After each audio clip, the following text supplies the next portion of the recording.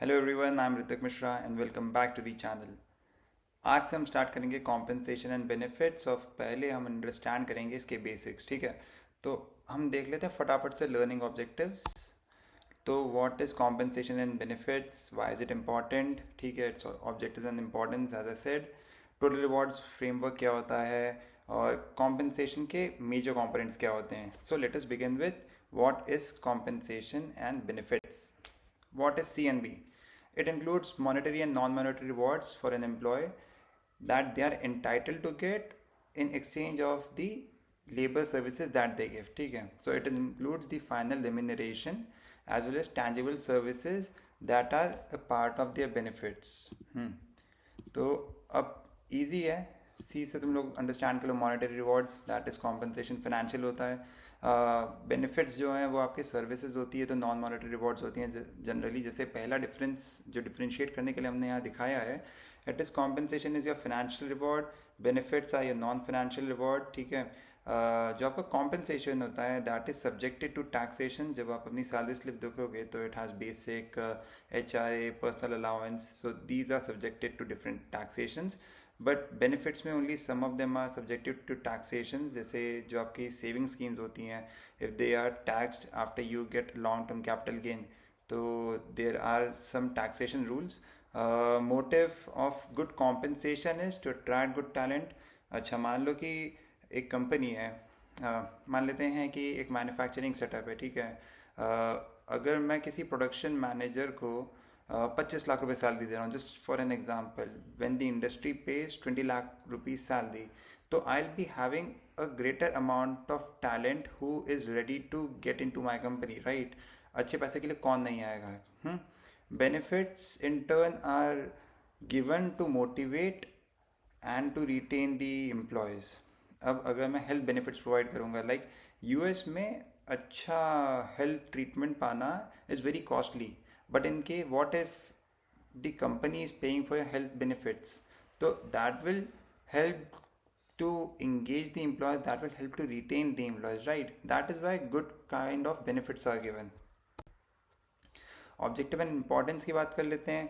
First is very clear for us कि भाई attracting competitive talent pool when hiring, अभी हमने इसको डिस्कस किया।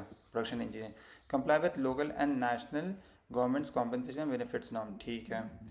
तो जैसे अब जैसे इंडिया में स्टैट्यूटरी बेनिफिट्स हैं, जैसे ग्रेच्युटी हो गया, तो this is required for any employer. They have to comply with the rules that are present as per labor laws. Also we see that कई बार होता है कि employees are not given the right amount of salary for what they are doing for the business, ठीक है। तो इसीलिए Indian government ने जैसे unskilled, semi skilled, skilled labour के लिए एक मिनिमम फ्लोर वेजेस डिसाइड कर दी हैं, so that the companies are paying at least that amount of wages to workers.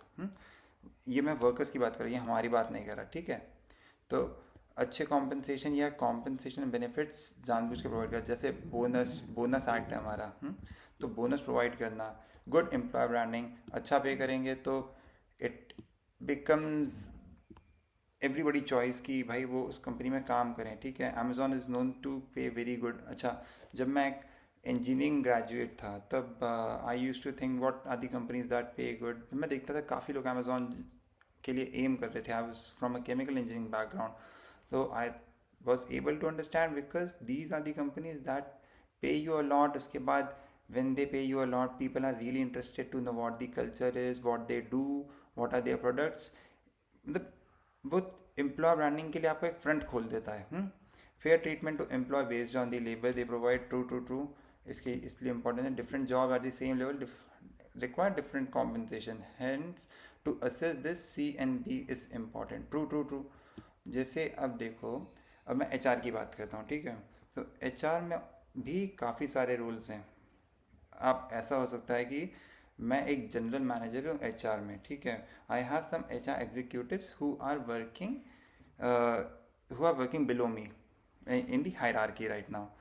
तो it is very important to do job analysis in order to understand what is the relative worth of my job and their job, ताकि हम एक fair compensation decide कर पाएँ। और ये fair compensation decide कैसे होगा? I'll first mark myself in the job analysis. I'll mark them in the job analysis. मेरा अगर जॉब एनालिसिस स्कोर ज़्यादा है एज़ कम्पेयर टू देम, तो मेरी जॉब ज़्यादा रिलेटिव वर्थ है उनसे, ठीक है, फर्स्ट पॉइंट। नेक्स्ट बेंचमार्क करूँगा मैं इंडस्ट्री स्टैंडर्ड से कि अच्छा, कि एक HR जनरल मैनेजर की इतनी सैलरी होनी चाहिए 20 lakh. In case I want to attract good talent तो मैं 21 लाख दे रहा हूँ। In case I want to attract similar kind of talent तो मैं 19 से 21 लाख के बीच में कुछ सैलरी स्ट्रक्चर रखूँगा।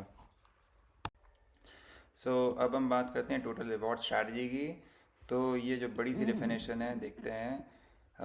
It is an effort driven by an organisation overall business strategy to develop a workforce motivated toward excellence and growing with the organization through an effective and inclusive rewards package, benefit, perks, incentive, guidelines, processes, program। ठीक है, this is a text book definition जो मैंने भी उठाई है simple language में। अगर जो मुझे समझ में आया, जितना मैं जानता हूँ रिवॉर्ड स्ट्रैटेजी को, तो इट इज़ एक ऑर्गेनाइजेशन को अपने गोल्स अचीव करने हैं, उसको वर्क फोर्स उस हिसाब से अलाइन करनी है। So in order to reach that goal company क्या financial and non financial rewards देती है, ठीक है। मैंने सिंपल लैंग्वेज में लिख रखा है, total reward strategy is a comprehensive approach that organisations use to attract, motivate, retain and engage employ by offering a mix of FNF rewards, ठीक है। रिवॉर्ड्स को ऐसे अलाइन करना ताकि ऑर्गेनाइजेशन भी अपने गोल्स अचीव कर सके और वो ऑर्गेनाइजेशन एक्सेलेंस को अचीव कर सके, ठीक है। बहुत सिंपल सी बात है ये। बहुत बहुत ये बहुत बड़ी डिफिनेशन है जो मैंने उठाई, मतलब I was also to stunned by reading this. Why total reward strategy? Align employ goals with the organisational objectives, ठीक है। तो देखते हैं ऑर्गेनाइजेशनल ऑब्जेक्टिव्स जो होते हैं वो ट्रिकल डाउन होते हैं, ठीक है। फिर HR ऑब्जेक्टिव्स बनेंगे, HR में भी अलग अलग टीम्स होंगी, ठीक है, तो उनके ऑब्जेक्टिव्स बनेंगे इंडिविजुअली।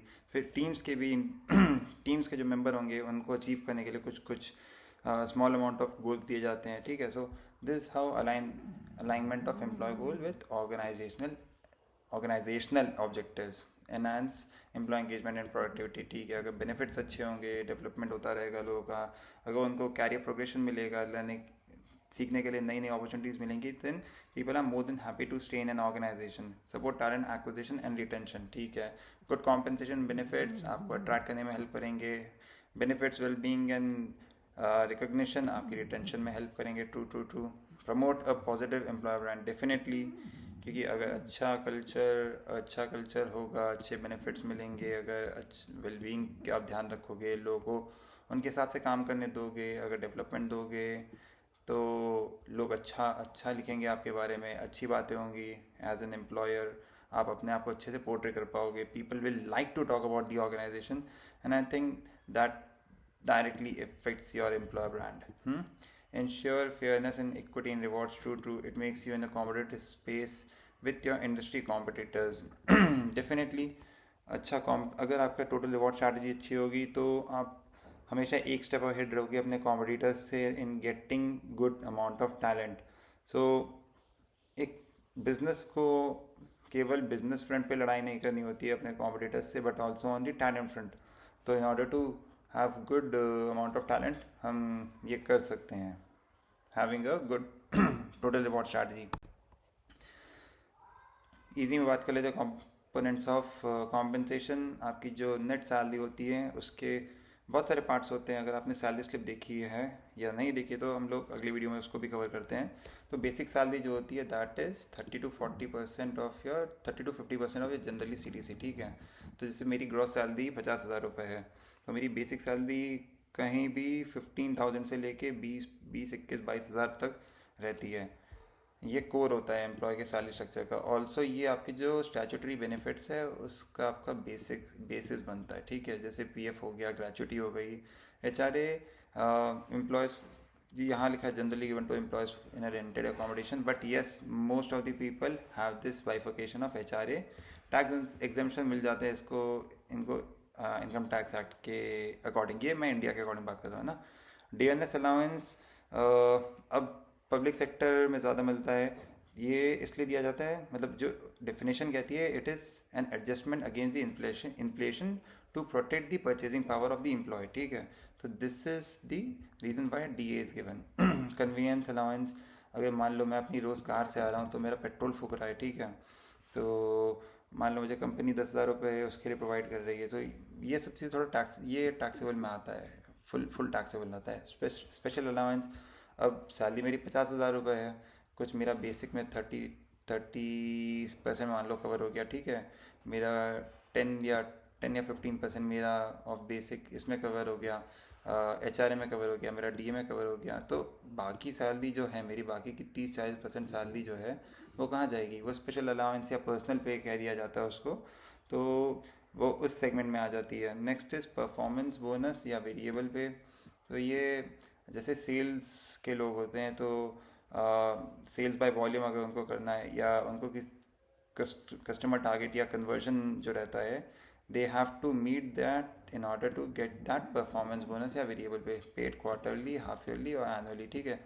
जैसे कंपनीज इसको, हाँ, ये एक हाफ ईयरली प्रेफर करती है इंडिया में, as much as I know. Overtime pay for hours work beyond regular working hours, ये वर्कर्स में हम काफ़ी ज़्यादा देखते हैं, जो वर्कर्स की कैटेगरी में आते हैं, बट जो मैनेजरियल सर्विसेज में आते हैं ओवर टाइम पे, उनको मेजरली फैक्ट्रीज नहीं प्रोवाइड कर रही होती हैं, क्योंकि ये लॉ में कहीं रिटर्न नहीं है अभी इंडियन लेबर लॉज में। सो ये हैं कुछ कुछ कंपोनेंट्स ऑफ कॉम्पनसेशन। तो आई थिंक ये वीडियो काफ़ी कुछ हम लोगों ने basic of compensation and benefits देख लिया है। नेक्स्ट वीडियो के लिए आप वेट करो, तब तक के लिए एंजॉय करो, चिल करो, बाय बाय।